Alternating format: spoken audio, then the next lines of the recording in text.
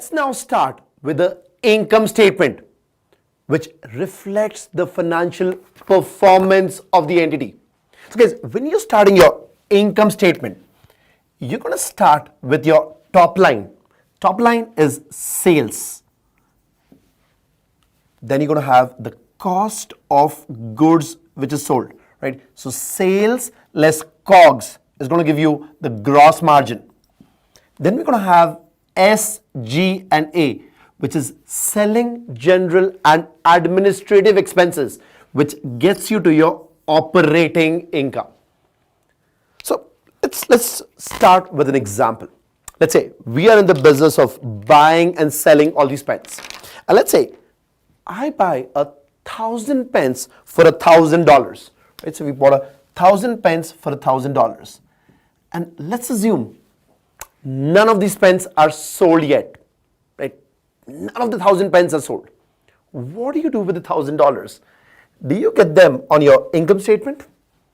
No, if the pens are not yet sold, we're going to take them to your balance sheet. Now, on the balance sheet, these unsold pens, all the 1,000 pens, will get capitalized as inventory because they are not yet sold. Now, let's build on this. Let's say you get an order now, and out of these 1,000 pens, you sell 800 pens. Now, if you sell 800 of these 1,000 pens, how many pens are remaining in inventory for you? So if you sold 800 of this, you got 200 pens remaining, or pens worth $200 remaining as inventory. The question is that you've sold 800 pens, what do you do with the $800? Is that $800 your sales? Not really, right? If you're selling those 800 pens, there's a high chance you're going to be selling it for more than $1 each. Maybe if you're selling those pens at $1.20, your sales is going to be 800 into $1.2. So that's $960. But your cost of goods sold, the cost of the 800 pens you've sold is going to be $800. So we're going to take $800 and bring it here as COGS, right? So if you realize you bought 1,000 pens for $1,000, sold 800, so that's your cost of goods sold. The unsold pens is capitalized on your balance sheet as inventory. So once again, the pens that you've sold is COGS on your income statement, is expensed as COGS on your income statement. The pens that you've not yet sold is capitalized on your balance sheet as inventory. Think about it, right? If you sell all the 1,000 pens, then your COGS is going to be 1,000, inventory is going to be 0. So this $1,000 is getting allocated between your income statement and your balance sheet. Now let's build this further. Now let's say besides the $1,000 that you paid for the pens, and of course you sold 800 pens, 200 is unsold, you also have a sales warehouse. And for that sales warehouse, you've paid rent of, let's say, $300. So you have a $300 sales warehouse rent. The question is, what do you do with this rental expense for your sales warehouse? Now understand, you bought 1,000 pens, you've sold 80% of the pens. So you've expensed 80% as COGS, 20% is capitalized. So for the $300, right, this is a selling expense, SG&A, right, selling, general and administrative. Do you want to do this? Out of $300, do you want to bring $240, 80% as SG&A and capitalize 60? The answer is no. You're going to bring the entire $300 and expense it as SG&A. So understand, the cost of the pens, $1,000, we call it product cost, right? You're going to expense only as many products as you've sold. You're going to match it to the product. If you've sold 800 pens, your sales could be, let's say, $960. You're going to expense only $800, which is the cost of those 800 pens. Capitalize 200. But as far as your selling, general and administrative expenses are concerned, you're going to expense the entire amount.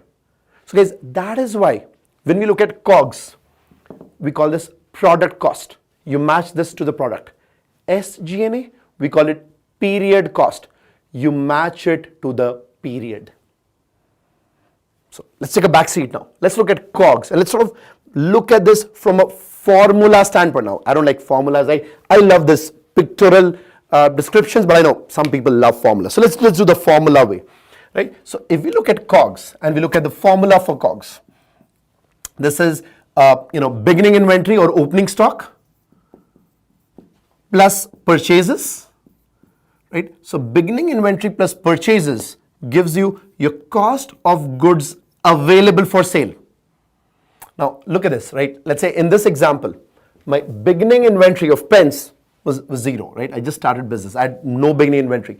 And I purchased 1,000 pens for $1,000. Purchases is 1,000. So what's the cost of goods available for sale? Guys, there were 1,000 pens available for sale. So cost of goods available for sale, this one's going to be $1,000.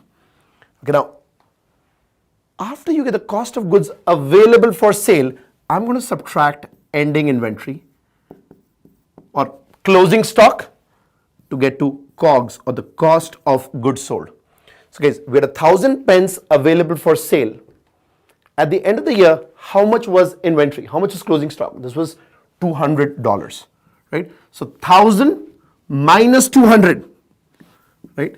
That gives me the COGS of $800, right? Basically, this $1,000, this one is getting allocated between my balance sheet and my income statement. So if $200 is remaining on the balance sheet, 800 comes in on the income statement. 1,000 minus 200 gives me $800. I know this is simple and easy. Now here we've been talking about a merchandising company which buys these ready pens and sells them.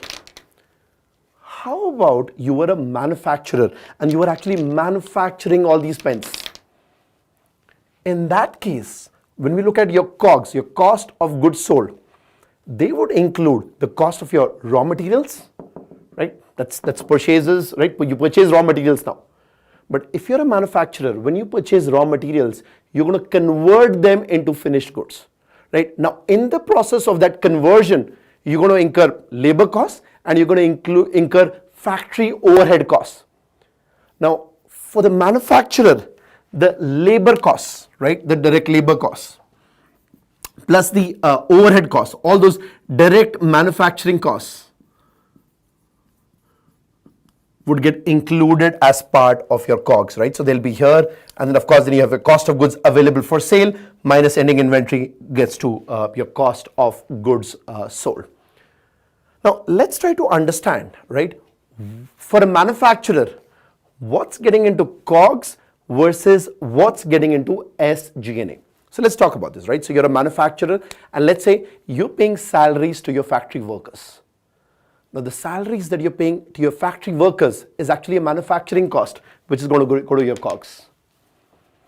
Now let's say you're paying salaries to your factory supervisors. Now even the salaries that you pay to the factory supervisors is actually a manufacturing cost. It's of course part of your overheads, but it's still manufacturing cost goes into COGS. Now let's say you have salaries that you're paying to your salesmen. Now, the salaries that you're paying to your salesmen will be a selling cost, right? SG&A, selling, general and administrative. So that's going to go into SG&A. Or let's say you're paying salaries to your officers. It'll be G&A, general and administrative expenses. Let's take this further. Let's say rent. If you're paying rent for your factory building, that's going to be COGS, manufacturing. If you're paying rent for your sales warehouse, that's going to be selling. If you're paying rent for your office block, G&A. Okay, let's do this further. Let's say depreciation. Let's say depreciation of your factory equipment, COGS. Let's say you've got depreciation of your sales trucks, selling. You have depreciation of your office equipment, your computers, your printers, whatever, G&A. So guys, if you understand what we are doing in US GAAP is functional classification of expenses. So all your expenses, whether it be salary or rent or depreciation, If it's related to factory, manufacturing, COGS. If it's related to sales, selling.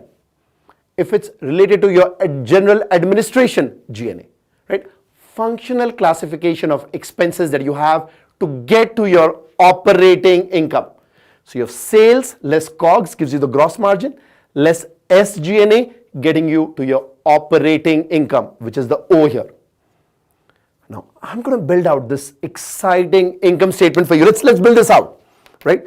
Once you get to your operating income, the next line item that you have here is your non-operating items. I know you're excited, but I'm going to come back to this. Then you have the line item for taxes, right? So you have operating income, non-operating items, taxes. That gets you to your income from continuing operations after tax. Then you have a line for discontinued operations. I'm going to talk about extraordinary items, which are no longer applicable, but I'll still keep it here. I'll go to talk about that, right? This gets you to your net income, right?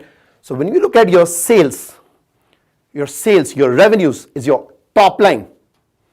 Your net income, guys, this one's your bottom line, your net profit, or under US GAAP, we call it net income. Now, after you get to your net income, we're not going to stop yet.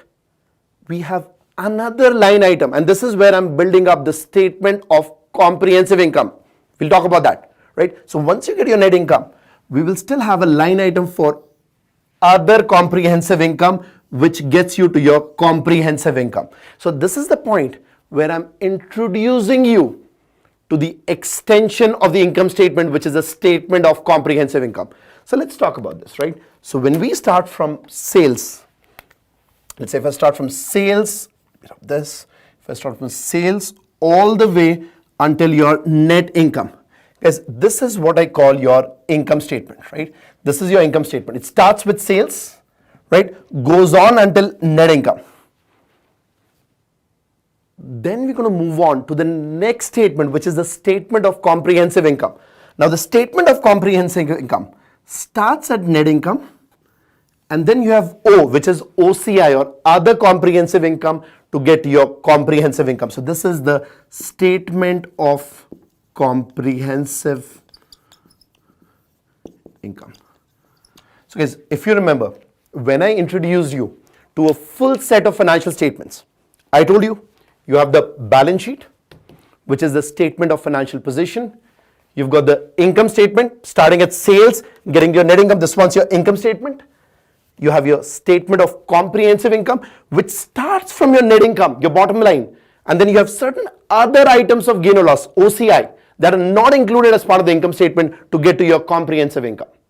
So you have statement number one, balance sheet, income statement, statement of comprehensive income. And then of course, as we move on with financial accounting and reporting, as we move on with FAR, I'm also going to introduce you to the statement of stockholders' equity and the statement of cash flows. So guys, these all is a full set of financial statements which are required for financial reporting purposes. On page 17, we're looking at the income statement. Right there, financial performance over period of time.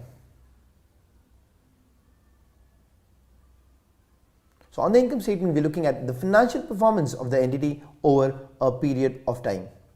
On this page, you got the single step income statement. So on the single step income statement, what happens is you put all your revenues together, becomes total revenues. All the expenses together becomes total expenses. And then you calculate the income from continuing operations before tax. From this point on, it's basically the same as the multiple step income statement that we're going to look at on the next page. So turn on to page 18. And here you have the multiple step income statement where you have my mnemonic on tide, no C. So highlight operating income, highlight non-operating income, taxes, highlight income from continued, discontinued. That gives you highlight net income, OCI is equal to pays, and comprehensive income. So if you look at the items there, so you got net sales minus COGS, that gives you gross margin. Then you have less operating expenses, gives you operating income. Then you have other revenues and gains, other expenses and losses, gives you income from continuing operations before tax. So this is gross. And then you have less income tax expense, which gives you income from continuing operations, highlight net of tax. Then you got the line item for discontinued operations, and that is again highlight net of tax. This gives you your net income. And then you have OCI, or the other comprehensive income, highlight net of tax, which gives you comprehensive income. So for comprehensive income, it may or may not be presented along with the income statement. So you got two options. Number one, you could do a combined statement of earnings and comprehensive income, or you could have a separate statement of earnings and a separate statement of comprehensive income. So let's understand that with a little bit of a cheat code on the bottom of this page, right? I/S is equal to on tide, TIDN. So on tide N. Next line, write statement of comprehensive income, and right there NOC. Circle the N's on both the lines and draw an arrow from the N on the first line to the N on the second line. So guys, your statement of earnings, that's your on tide N, it stops at net income. And then you have the statement of comprehensive income, which starts with net income. You add other comprehensive income, gives you comprehensive income. Now, let's move on to page 19, where we have the statement of earnings and comprehensive income. So it's a combined statement out here. So right there, combined, and highlight statement of earnings and comprehensive income. First line item, highlight sales. So sales less COGS gives you gross, less SG&A gives you highlight operating income. And on the bubble there, write O. And then you're looking at all the non-operating items. So you have add other revenues and gains, less other expenses and losses. On the bubble there, write N. This gets us to highlight income from continuing operations before income tax. And then you have less provision for income tax, current and deferred, put T on the bubble for taxes. Then highlight income from continuing operations, write I. Highlight discontinued operations, write D. Next line, highlight net income or earnings and write N on the bubble. So this gives you your on tide N, and this is the statement of earnings. Now, since this page has got a combined statement of earnings and comprehensive income, we'll also have highlight other comprehensive income. On the bubble, write O, and highlight comprehensive income. On the bubble, write C. So guys, that makes it on tide no C. This is a combined statement of earnings and comprehensive income.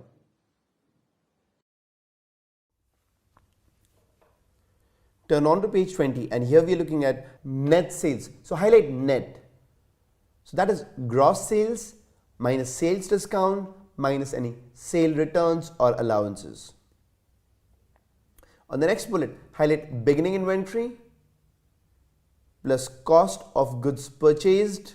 So cost of goods purchased, that's net purchases plus underline freight inwards, plus direct manufacturing cost, that's for manufacturing entities, gives you highlight cost of goods available for sale.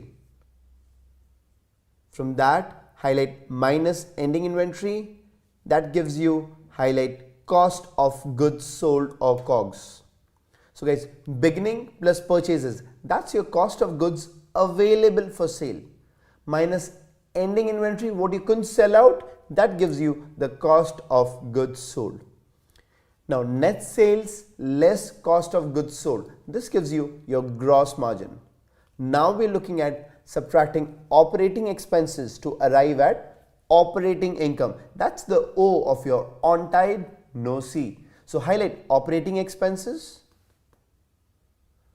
and right there SG&A is equal to selling, general and administrative.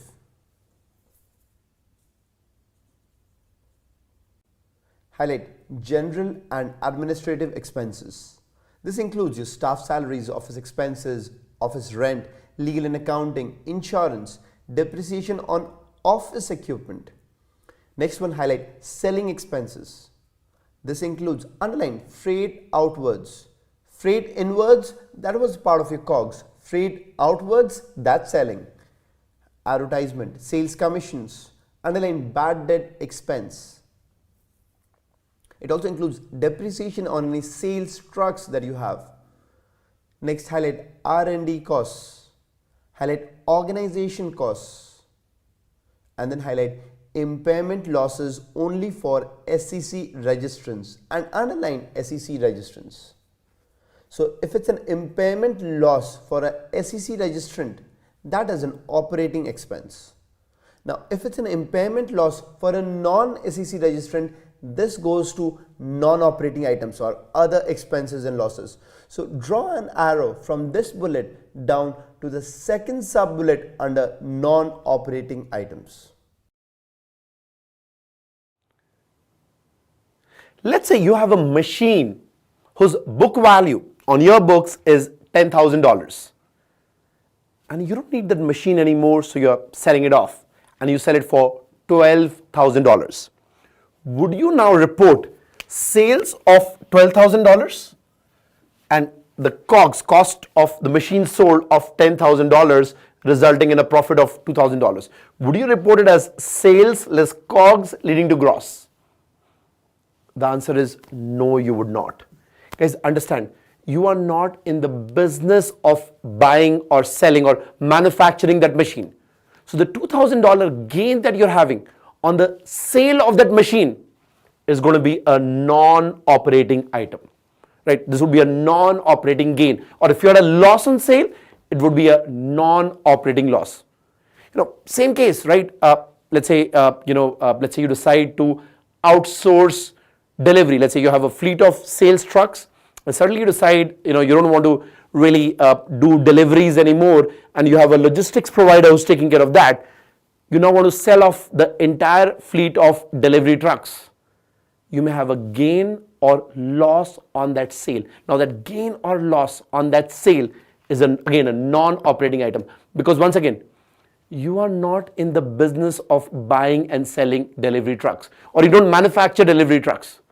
You have your business of buying and selling pens, for example, right? So that sale of machinery or that sale of delivery trucks is incidental to your business, hence it is non-operating. Let's build it up further. Let's say again you're in the business of buying and selling these pens, and in the process, right, you have some extra cash on you and you invest that extra cash in stocks and in bonds. Now when you invest the extra cash in stocks, you're going to get some dividend income. When you invest that extra cash in bonds, you may get some interest income. Or when you sell those stocks or bonds, you may have a gain or loss, a capital gain or loss on sale. Now all of these items are again non-operating items, because guys, understand, you are not a financial institution. You are not in the business of investing, right? That investment is incidental, not primary. If it's primary, it's operating. It's incidental to your business, hence non-operating. Or let's say you're running short of cash. You go to a bank or a lender and you borrow some money to run your business and you pay interest. Even that interest expense that you're paying is incidental to your business, hence a non-operating item. Back on page 20, highlight non-operating items. So these are other revenues and gains and other expenses and losses. And they include, highlight interest. So it could be interest income or an interest expense. Highlight dividend. We're talking about dividend income. highlight gain or loss. So these are other gains and losses. For example, sale of property, plant and equipment, sale of investments where you have a gain or a loss, or a gain or a loss from sale of securities, from foreign currency transactions. Basically, all of these other gains and losses which are incidental to the business. As we move along on your income statement, the next line item is taxes. Now, when we talk about taxes, something very interesting is you actually maintain two sets of books. One set of books for your financial accounting and reporting purposes as per US GAAP. And then you have other set of books accounting for tax purposes. So for tax accounting, you follow the rules of the taxing authority. Let's say in the US, it's Uncle Sam, right? The full form for US for tax purposes. So you have GAAP books and you have tax books. Now, basis your tax books, you have your tax income, your tax expenses, and the profit. And on that profit, of course, you pay your income taxes. Now, oftentimes, what we see is a difference between your GAAP books and your tax books. Now, these differences could be permanent differences or temporary differences. And we're going to talk about this in detail as we move along. Now, let's focus on temporary differences between your GAAP books and your tax books. Let's say a good example is depreciation. Let's say you have a machine that you've purchased for, let's say, $50,000, and that machine has a 10-year life. Now, under GAAP, you may decide to use a straight line method of depreciation and depreciate that $50,000 over 10 years, assuming zero salvage value. So you depreciate like $5,000 every year for 10 years. Now, for tax purposes, let's say Uncle Sam in the US and a lot of governments around the world allow accelerated depreciation, which means that you will have a higher amount of depreciation in the earlier years. So now if you look at depreciation expense, it's going to be a different number on your GAAP books for financial reporting purposes and a different number on your tax books. In the earlier years, that number will be a higher number. Now, this creates, as I said, temporary differences between your GAAP and your tax books. So guys, the amount of taxes that you have as per your tax books is what we call current taxes. So this is the amount of tax as per your tax books. And the temporary difference, the timing difference that you have between your GAAP books and your tax books results in creation of deferred tax items. So this becomes a deferred tax, let's say a deferred tax expense on your income statement. And it could result on your balance sheet in terms of creation of a deferred tax liability or even a deferred tax asset. So we're going to be talking about this as we get to the portion on deferred tax. We're going to spend like a few hours on this.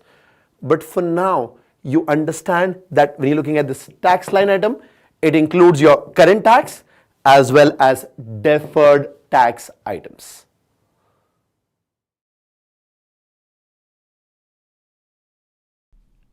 Back on page 20, we're looking at the last bullet, which is highlight income tax expense. Now, this includes highlight current income tax expense, which is the amount of income tax expense that you have on your income tax return, basically your tax books. And then you also have highlight the deferred income tax.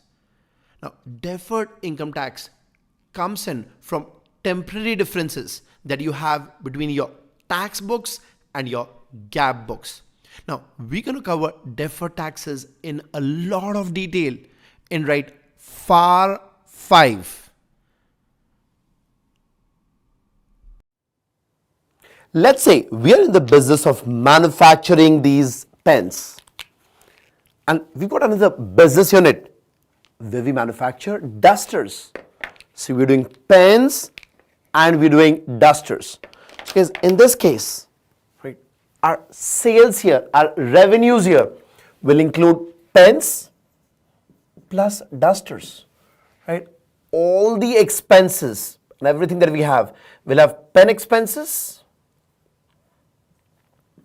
as well as duster expenses.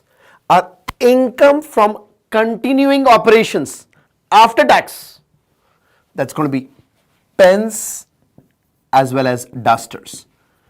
And our bottom line on the income statement, which is net income, this is going to be pens and dusters.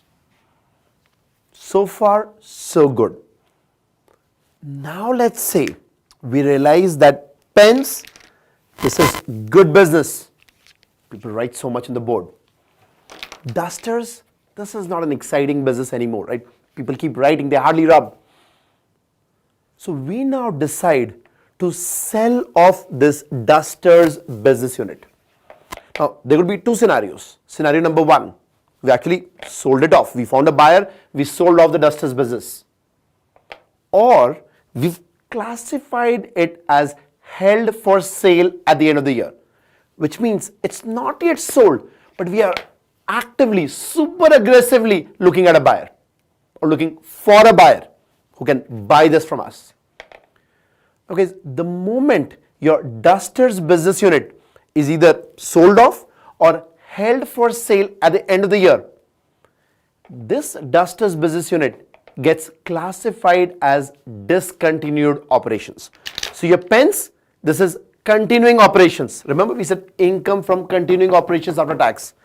This one becomes discontinued operations. Now the moment your dusters business unit becomes discontinued operations, the rule is you no longer include dusters sales as part of your top line. You no longer report the duster expenses as part of COGS, SG&A and so on and so forth. Basically you strip off the dusters P&L. So your income from continuing operations after tax will only have your pen business unit. And you basically sort of build up a separate P&L, a separate income statement for your dusters business unit. Now, when you're running your dusters business unit or you ran your dusters business unit for the year, you may have a gain or a loss, whatever it is. That number, that gain or loss is reported as a discontinued operation on your income statement. So your dusters business unit gets stripped from this continuing operation section. You strip it off, right? And the D gets added as discontinued operations. If it's a gain, it's a positive number. If it's a loss, it's a negative number. But your net income still has your pens and dusters. Your net income remains the same. It's just the classification, the presentation that really changes. And again, it sort of makes logical sense, right? You're doing this income statement, you're doing all this hard work for the users of the financials. Now, when the users of the financials look at your top line, they want to look at top line that's going to continue, right? That's going to remain for long, right? If it's discontinued, they don't want it on the top line anymore. And that's the reason why US GAAP has this separate line item called discontinued operations. So let's recap this, right? So what we're saying is if you're doing pens business and you're doing dusters and you're selling off dusters or you've sold it off or plan to sell held for sale, you strip it off and you do discontinued. Now let's say within your pens business unit, right? Let's say within your pens business unit you have like 100 machines and you decide to sell off, out of 100 you decide to sell off 20 machines from your pens business unit. So you were going to continue doing pens, but instead of 100 machines, you now want to have 80 machines. Those 20 machines, they're old. You don't need them anymore. Would that be a discontinued operation? The answer is no. So you decide, you still continue with pens. You're just selling off some machines there. So that is still a continuing operations. But dusters, this entire business unit you're planning to sell, and that could be classified as discontinued operations. So let's quickly recap, right? So what I'm trying to tell you here is when we look at discontinued operations,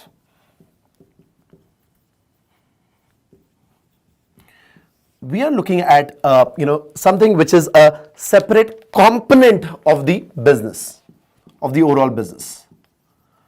Basically, there needs to be separate operations. Dusters were separate operations.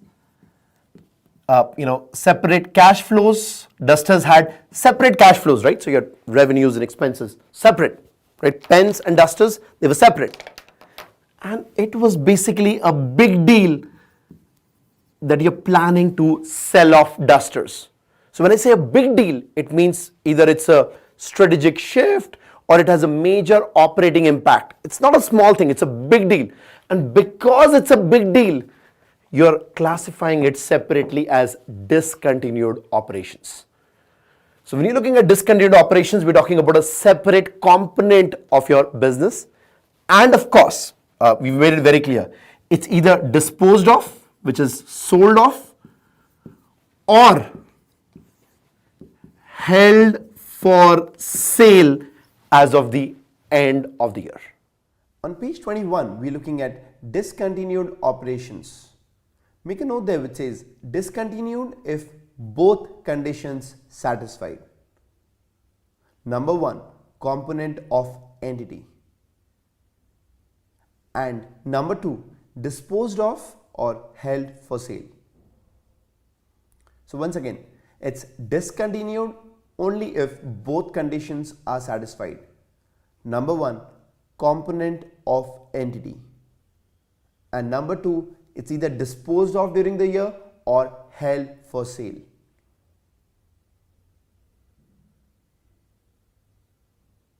Now highlight component of an entity with operations and cash flows that can be clearly distinguished from the rest of the entity. And next one, highlight component is classified as held for sale unless already disposed of during the year. And we know the held for sale criteria. So fill in the first bubble P, highlight plan, program, probable. Next bubble is A and highlight available, actively marketed. Third bubble, write C and highlight change is unlikely. Make a note there which says held for sale is equal to pack up, that's PAC up, which is like 3, 2, 1, go.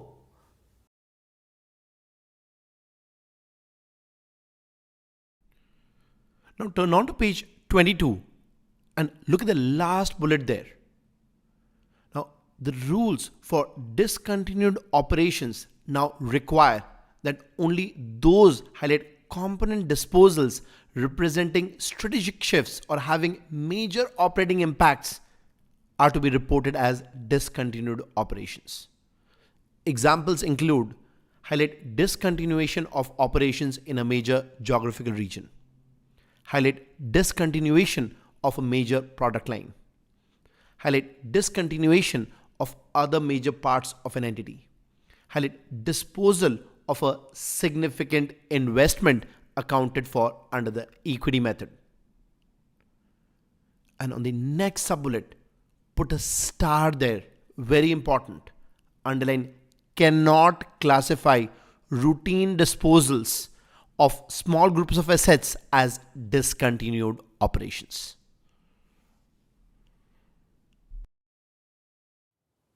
Let's now try to build discontinued operations on a timeline. This is where it gets really exciting, right? So let's do a timeline here. And let's say this is 31st December year 0, right? So this is 31st December year 0. This is 31st December year 1. And you have the Dusters business unit. And sometime in year 1, sometime during year 1, you decided that you're going to sell this off, right? You decide to sell. You've not yet sold it off, right? You've decided to sell here. And let's say as of 31st December, year 1, you've not yet found a buyer. on 31st December year 1, let's say it's held for sale. So this is held for sale as of the end of year 1. Now, we just discussed, right? Even if it's held for sale, as long as you meet all those PAC criteria, it's still classified as discontinued operations. So on your income statement for year 1, on this line item for discontinued operations, you're going to be including the gains or losses that you have from this Dusters business unit for the entire year. Now, you've decided to sell it at this point, but as of 31st December year 1's income statement, you will include the actual gains or losses for the entire year as part of this line item. Now, what you would not include in year 1, let's say you're running your Dusters business unit, right? And let's say because you're trying to sell off this business unit, you have terminated some employees. You've asked some people to go, right? Those employee termination costs, they're going to be included here. Let's say you've terminated some leases. Those lease termination costs, you're going to include them here, right? They're the gains or losses. They're actually losses for this year. But what you would not include is any expected gains or losses that you would have next year. Right? You've not yet sold off, right? It's held for sale. So next year, when you continue running the Dusters business unit until you find a buyer and you're actively looking out for a buyer, you may have certain expected losses or expected gains from next year. That will go in next year's income statement. So on year 1's income statement, you would only include the actual gains or losses that you've had in year 1. Now, there's an exception here. The exception is if it is an impairment loss.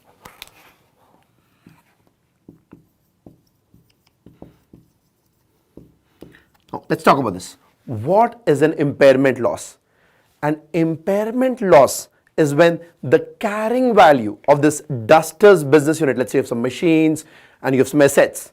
Now, the carrying value of those assets is more than the net realizable value of those assets. So, impairment loss comes in when the carrying value is more than the NRV, which is the net realizable value. So, basically, net realizable value is nothing but the fair value, the fair market value of those assets minus any cost to sell. So that is the NRV or net. How much money would you get when you sell off those machines, that business unit? Now, let's put some numbers here. Let's say your carrying value of your Dusters business unit is, let's say, $200,000 on your books. So the carrying value is 200, right? Just putting some numbers here. Now, the fair value of those machines, when you try to sell it off, they're not really in demand. So you realize the fair value of those machines is only $150,000.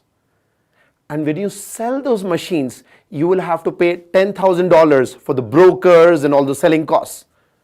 So when you're selling the Dusters business unit, net, your net realizable value will be 150 minus 10, which is $140,000.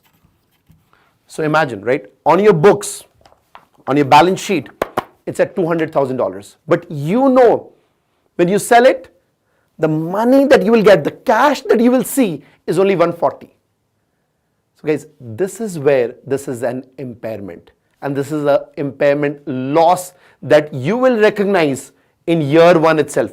It's actually going to be a future loss, but you're bringing it here because your assets are impaired, because you are a conservative public accountant, right? So, a lot of people come back and say CPA is certified public accountant. But again and again, in FAR, I'm going to tell you this is going to be conservative public accountant. So if you anticipate those losses, bring them in sooner. And impairment loss, classic example. So once again, what we are saying is in year 1, on the year 1 income statement, right? So if I look at year 1, on the year 1 income statement, your discontinued operations would include the gains or losses that you've had for the year and any impairment loss. Let's now move on to next year, year 2. So I'm going to use till the edge of the board. I'm going to build this line up. Right, so this is going to go till here. So let's say 31st December, year 2. Now let's say in year 2, you're finally able to find that buyer who's going to take this away from you. You want this, you want to let this go, and you found a buyer, right? You've actually, let's say, sold off here.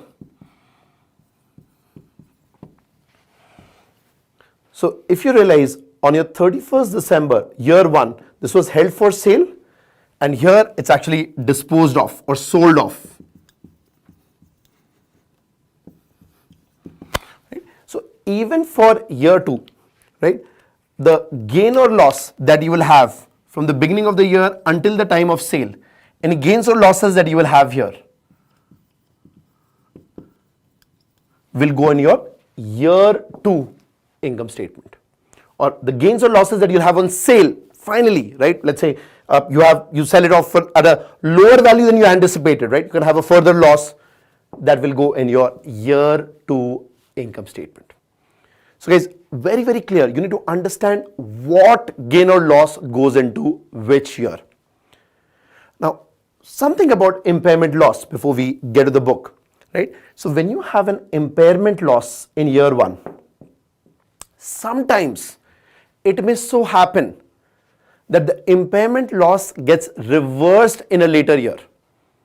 Right? Think about it, right? You thought that you were going to get $140,000 for this machine. We are still talking about discontinued operations. And I want you to have a few pointers that could be interesting and important from an examination standpoint. So firstly, let's get back to this impairment loss that we spoke about. Now, we're going to discuss impairment losses in detail when we get to FAR 3. We'll talk about tangible fixed assets, we'll talk about intangibles and all of that. Now, something that I want you to understand is whenever you have impairment losses, right, in future years, there are chances that the impairment losses may get reversed. So think about it, right? You had an asset with, this is the carrying value, and this one, let's say, is the fair value or the net realizable value for the asset. And in the future, the fair value or the net realizable value recovers back. Now, this is a reversal of impairment losses. Now, if the asset is a held for use asset, it's not for sale, something in the pens business unit, US GAAP does not allow reversal of impairment losses. But if the asset is a held for sale asset, like the dusters business unit, and the value recovers later and you've not yet sold off, let's say it's still held for sale even at the end of second year, and the value recovers, the NRV, which was 140 becomes 160 or 170, recovers back, then you're allowed to write up. You're allowed to reverse the impairment loss. Once again, US GAAP allows reversal of impairment losses only for held for sale assets. And another thing here, right, the reversal of impairment losses is allowed only to the extent that you have impaired. So let us say if your carrying value of this dusters business unit, dusters machine was 200 and the NRV was 140 and you impaired it down to 140. Later this 140 recovers and let's say the NRV becomes 220. You're not allowed to add 80. You can add 60 to the extent that you recognized an impairment loss.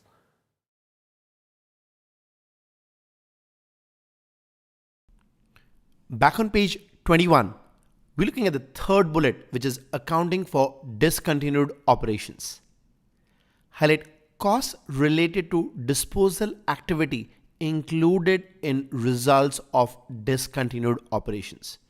Now, these include costs for employee termination, lease termination, facilities consolidation, or employee relocation. Now, discontinued operations are highlight no longer depreciated or amortized. The next point, expected gains or losses from operations in future periods are not included until the period of occurrence. So make a note there, right? Do not include expected future gains or losses in the current year.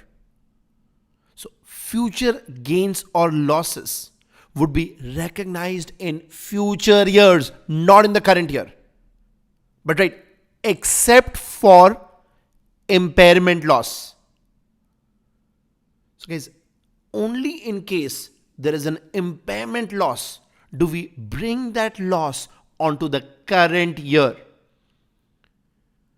So put a box around NRV, highlight NRV equals fair market value minus disposal costs.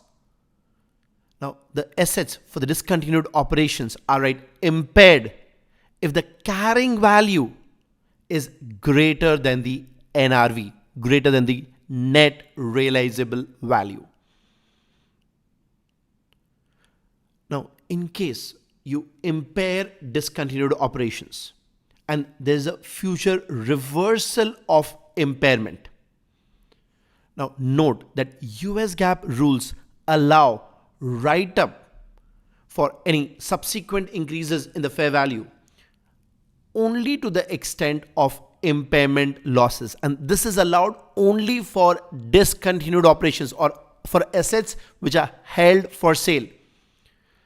So look at the note there. It says note that held for sale assets are an exception in US GAAP where underlying reversal of impairment is allowed in future years.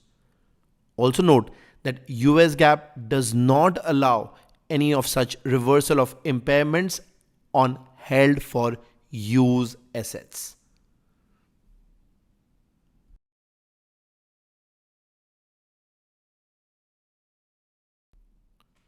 To understand this better, let's look at the illustration that we have on page 22.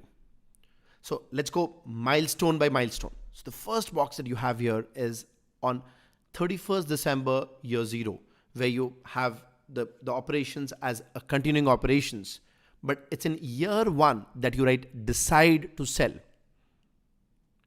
Now at the end of the year 1, let's say you have not yet sold the discontinued operations.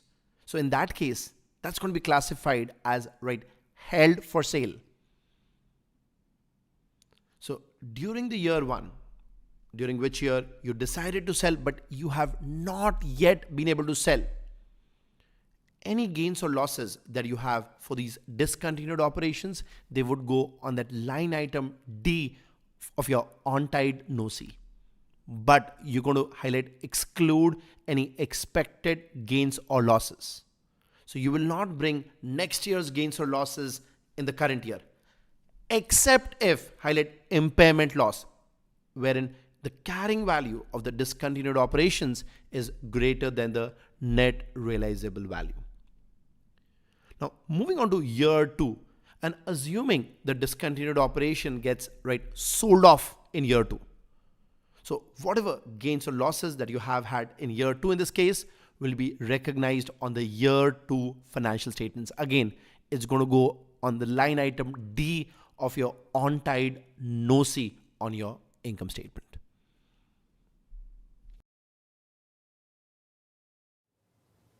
Now, I have a couple of points that you need to keep in mind when you're reporting discontinued operations on your income statement.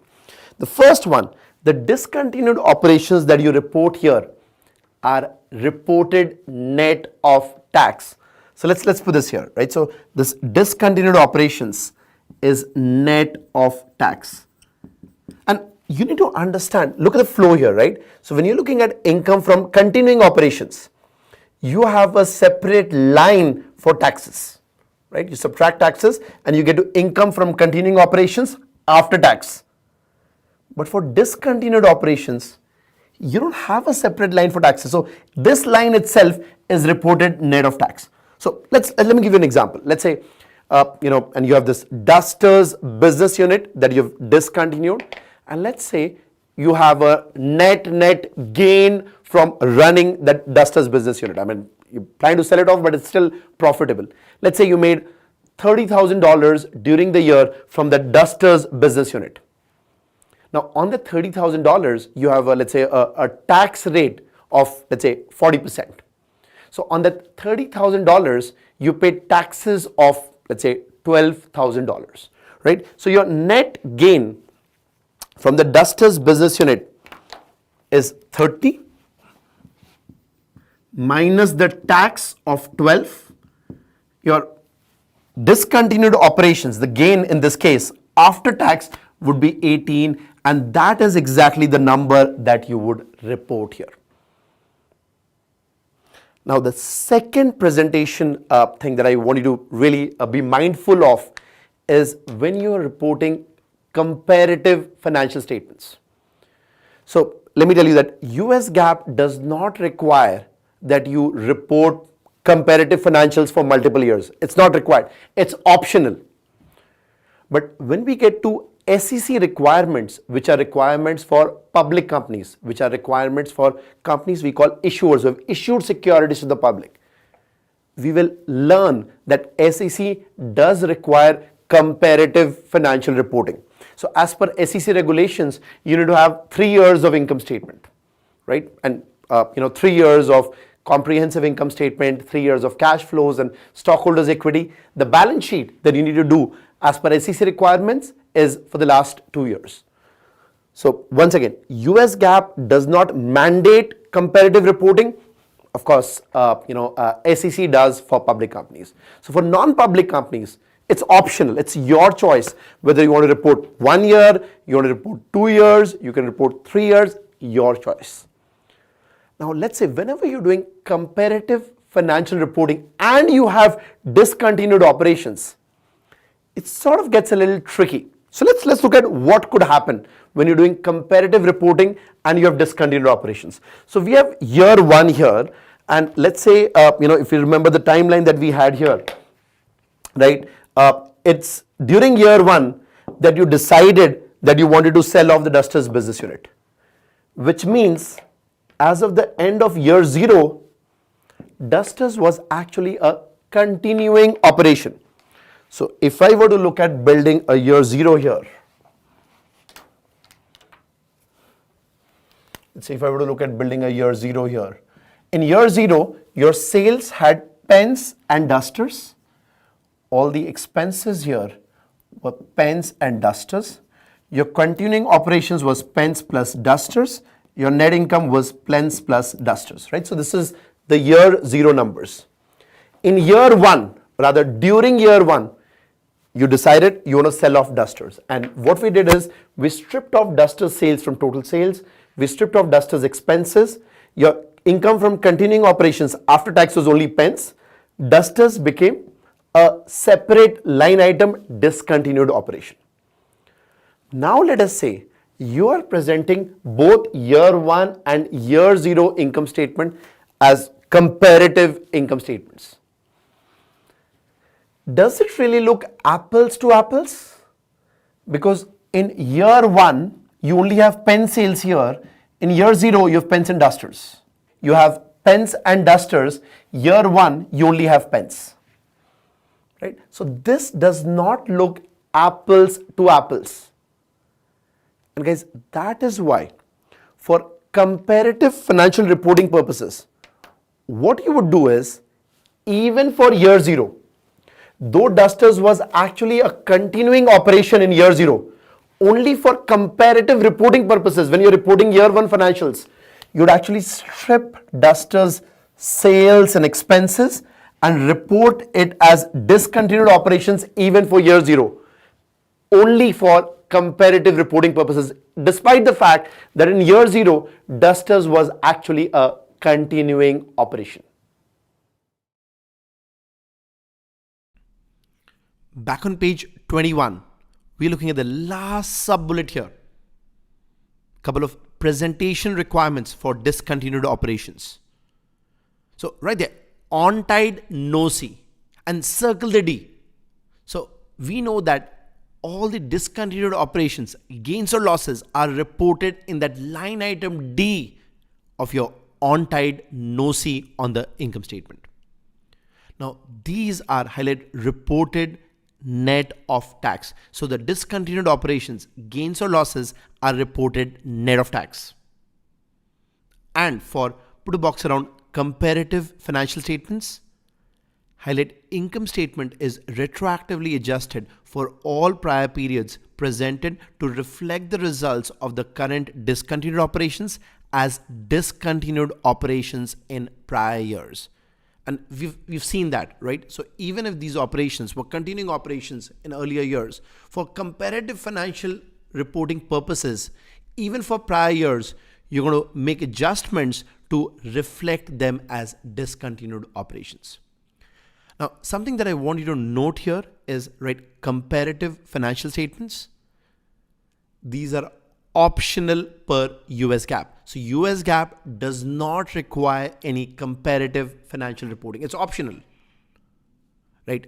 But the comparative financial reporting is required by SEC for issuers.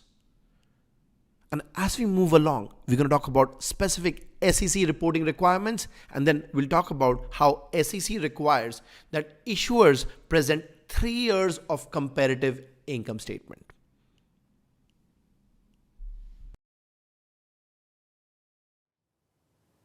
Now, under US GAAP, there used to be a separate line item called extraordinary items. So this was the line for extraordinary items, where you used to include any gains or losses which are extraordinary, which means they were unusual and infrequent.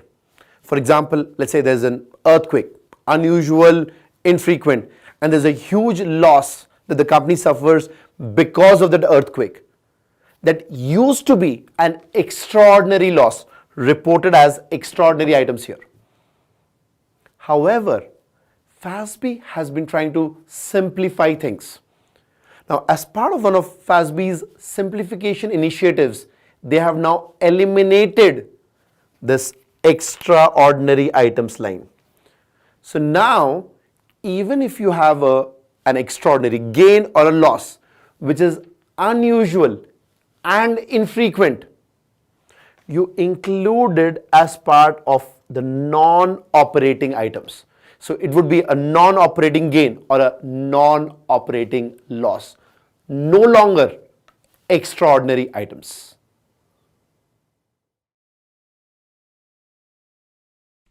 On page 23, we've got extraordinary gains and losses, which have been eliminated. Therefore, if you have any unusual and infrequent gains or losses, which were earlier reported as extraordinary gains or losses, they will now be included as part of non-operating gains or losses. So let's do the mnemonic here, right there. On-tied NOC. And cross off the E because extraordinary items have been eliminated, and circle the N of on because these extraordinary gains or losses are now reported as part of non-operating gains or losses. Now, the reason why FASB did this is they wanted to simplify things. We are on a roll out here. We'll be looking at the income statement, where we started with our top line, sales, and went all the way down to our bottom line, which is our net income, right? So when we look at the income statement, guys, right? So let me erase this heading because our income statement is actually starting with your sales number, right? And then you have less COGS, gives you gross, less SG&A. This is operating income, non-operating items, taxes, leads to income from continuing operations after tax. And then you have this line item for discontinued operations leading to your net income. Now, I'm going to introduce you to the statement of comprehensive income, where actually you start with your net income number and then you have OCI. So this one's net income, right? And then you have OCI, which is other comprehensive income, leading to C, which is your comprehensive income. So now let's talk about this.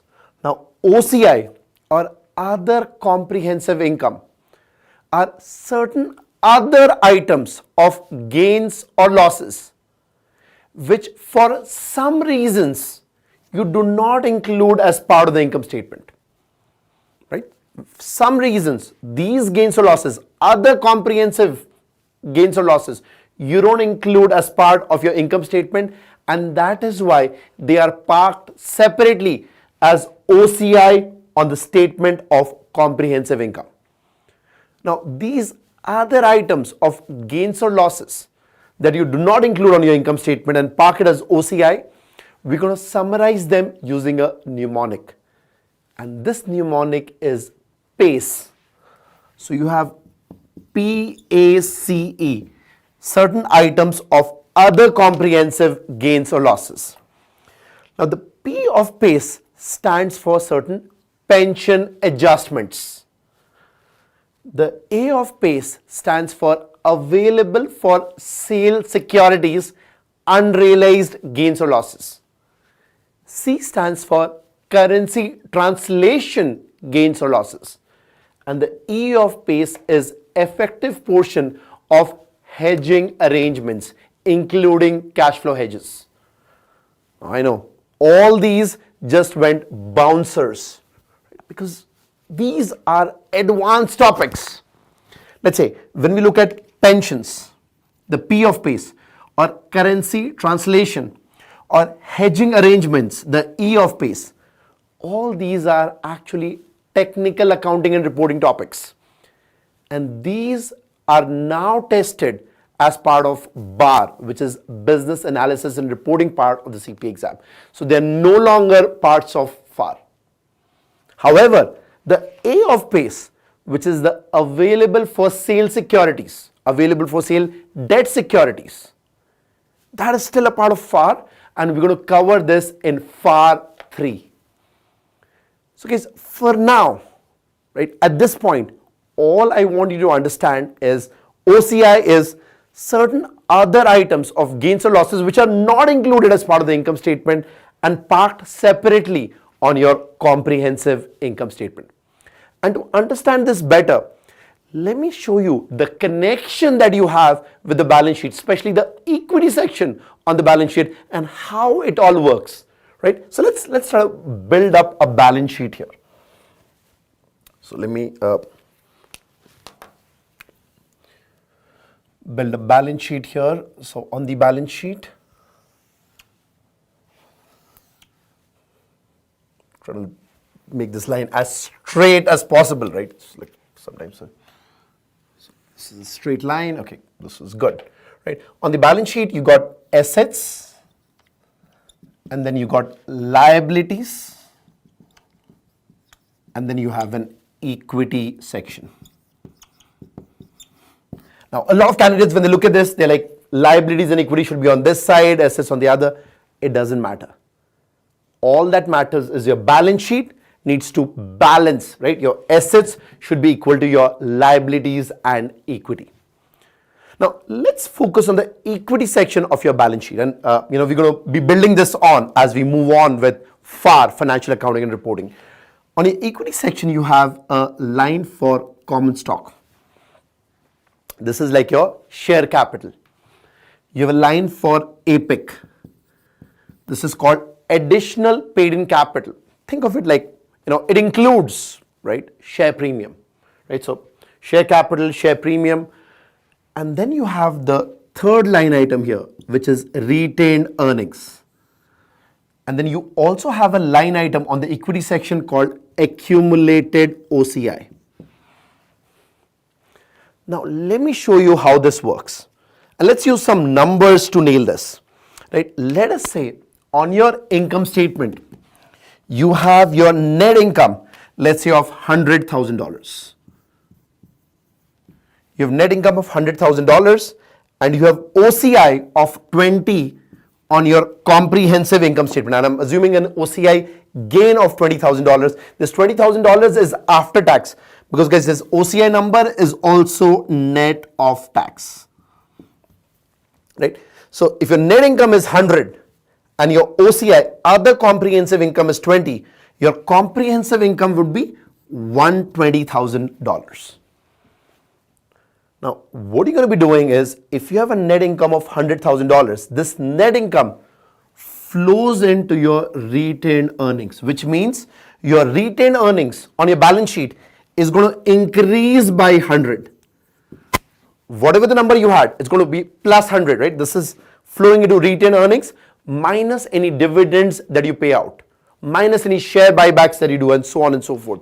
But this $100,000 is getting into your retained earnings on the equity section of your balance sheet.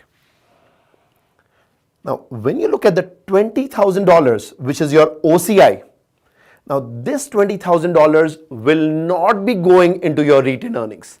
Instead, this $20,000 will get into accumulated OCI on your balance sheet. So your accumulated OCI number on your equity section of the balance sheet, in this case, will increase by $20,000. So guys, look at what just happened. Your comprehensive income, comprehensive, right? Net income plus OCI is your comprehensive income. Your comprehensive income in this case is $120,000.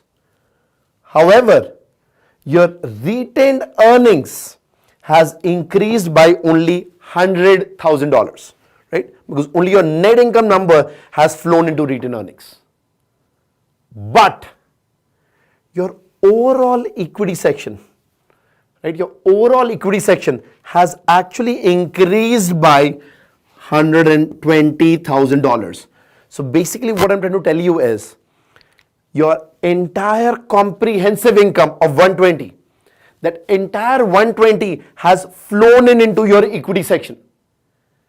Just that instead of coming in as one piece, it's coming as two pieces. The net income, which is the bottom line on your income statement, flows into your retained earnings. The OCI line item, the other comprehensive income, OCI line item in your statement of comprehensive income, that flows into accumulated OCI on your balance sheet. In other words, 100 comes in here, 20 comes in here. Your 120 comprehensive income leads to an increase of the equity section by $120,000.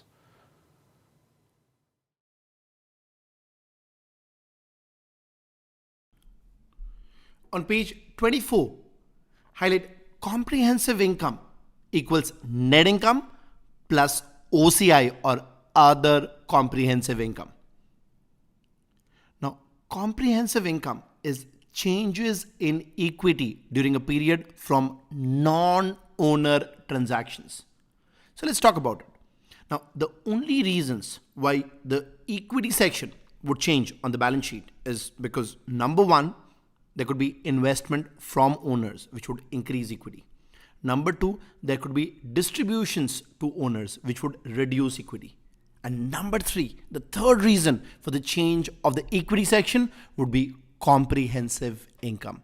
So that's why we say comprehensive income is changes in equity during a period from non-owner transactions. And of course, comprehensive income includes net income plus OCI or other comprehensive income. On the next bullet, we've got other comprehensive income right there for the period. So here we're talking about other comprehensive income for the period on your comprehensive income statement. And our mnemonic for OCI is PACE. So fill in the bubbles there. P, A, C, and E. Now the P of PACE is highlight pension adjustment. And we're going to be covering this in right bar in the business analysis and reporting section of the CPA exam. The A of PACE is highlight available for sale debt securities. This includes, underline and highlight unrealized holding gains or losses on available for sale debt securities. And we're going to be covering this in FAR 3. The C of PACE is highlight currency translation and underline the word translation. Now, we're going to be talking about all of these currency translation adjustments in BAR, or the Business Analysis and Reporting section of the CPA exam. The E of PACE, highlight effective portion of derivatives held as cash flow hedges. Underline cash flow hedges, and this is again a portion that we're going to be covering in BAR. Next bullet, we got accumulated OCI. So highlight the word accumulated and underline other comprehensive income. And right there, cumulative OCI for all periods on balance sheet.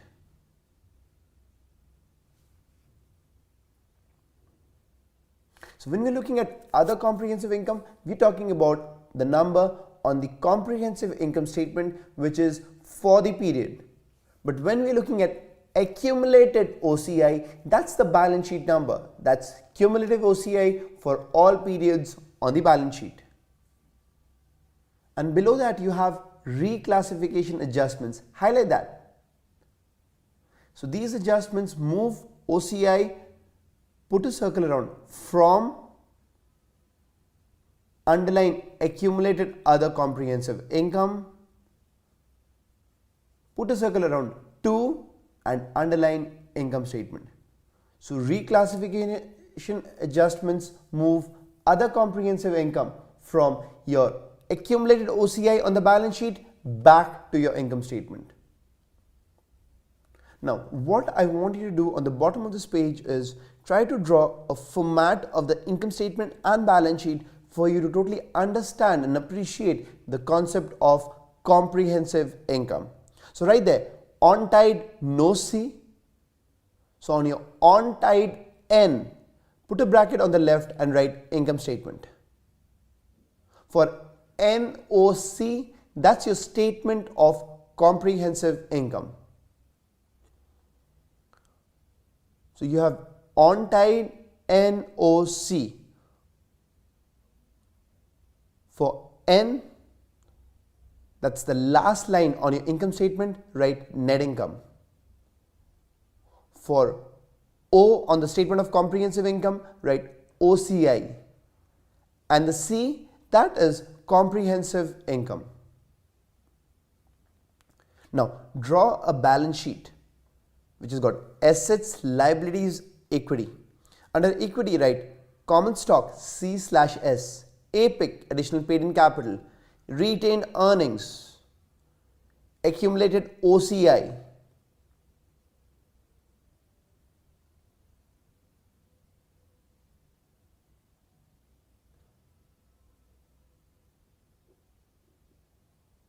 and now for you to understand what's happening here, draw an arrow from net income to retained earnings.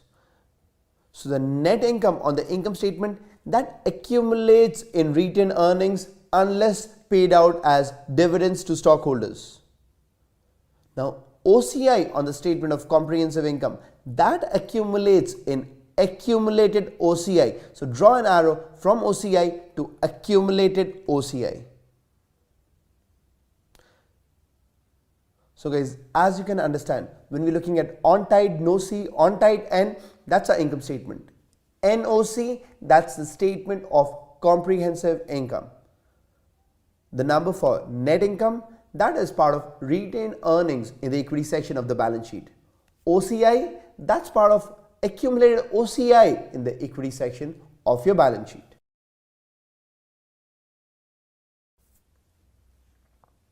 Now on page 25, we're looking at the two ways of presenting the statement of comprehensive income. So highlight two ways. First one, highlight combined statement of earnings and comprehensive income. On the statement there, highlight statement of earnings, put a circle around and highlight comprehensive income. So that's on tide no C, they're on one statement. Now option number 2, highlight separate statement of comprehensive income. So here you have two statements. You have highlight statement of earnings and highlight statement of comprehensive income. So on tide N, that's there on your statement of earnings. The number that we have on this statement for net income, the N of your on tide N, that's 101,000. Now this number is the same number which gets carried forward and becomes the first number on your statement of comprehensive income. So draw an arrow from net income on the statement of earnings to net income number on the statement of comprehensive income. And you can make a little annotation here. Below the statement of earnings, you can write on tide N. Below statement of comprehensive income, write NOC. Now circle the N for net income in both the annotations and put an arrow joining them. So your statement of earnings is on tide N. It ends with your net income. Then your statement of comprehensive income starts with the net income number plus OCI, that's other comprehensive income, which gives you comprehensive income.